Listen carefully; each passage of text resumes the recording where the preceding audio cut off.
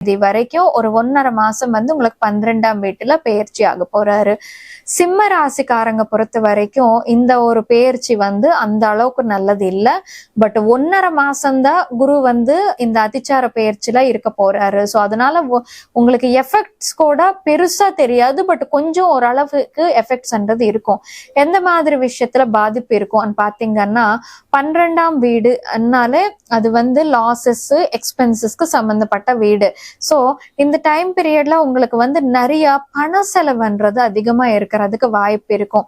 For suppose நீங்க வந்து ஒரு வேலை பார்த்துட்டு இருக்கீங்கன்னு வச்சுக்கோங்க, 10 ரூபாய் உங்களுக்கு சம்பளம் இருந்தா 16 ரூபாய் 17 ரூபாய் வந்து உங்களுக்கு எக்ஸ்பென்சஸ் இருக்கிற மாதிரி இருக்கும்.